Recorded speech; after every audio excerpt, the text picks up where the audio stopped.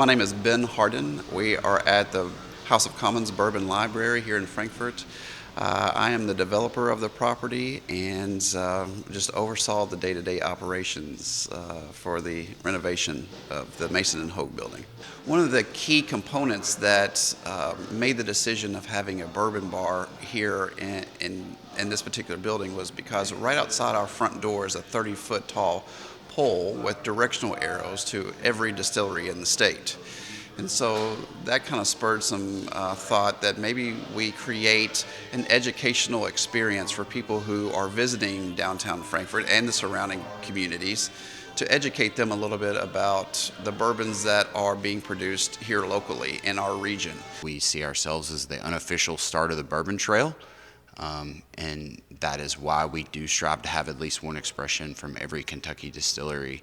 Is we want people that, whether they're starting the trail, ending the trail, or just stopping somewhere in between, to have the opportunity to stop in and taste expressions that they may not be able to get on the trail, or maybe they're not able to stop at a distillery this trip and they want a taste of what to expect for their next trip to Frankfurt and surrounding counties. Frankfurt's centrally located to all things Kentucky bourbon, so it makes it an ideal place to travel. We landed on Frankfurt with this project only because we see the potential that Frankfurt has.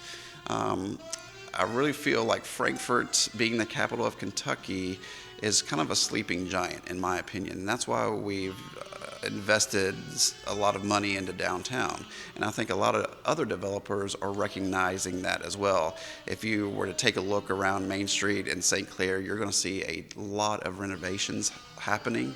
And maybe that's just kind of a coincidence, but I think a lot of investors kind of really focused in on Frankfurt just because of the history that Frankfurt has. And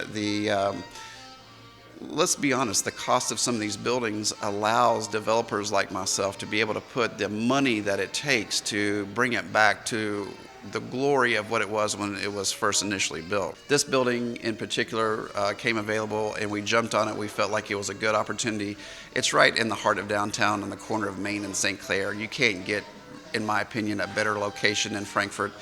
And so once we decided on the Bourbon Library here on the first floor, then we had the decision to make of what are we going to do with the second and third floor. Well, if we really want to make the Bourbon Library a destination spot and we really think that Frankfurt is on the cusp of really exploding, then what is Frankfurt lacking? Well, in my opinion, it's lacking lodging, right? So if Buffalo Trace brings in 500,000 people per year, where are they going to stay?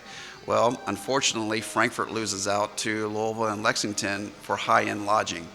Well, that's where our concept comes in, to where the lodging experience coincides with the bourbon experience, and so it all ties together with an overall reaching experience with local distilleries that they come in, they can stay, they can visit the distilleries and have an exceptional experience at House of Commons.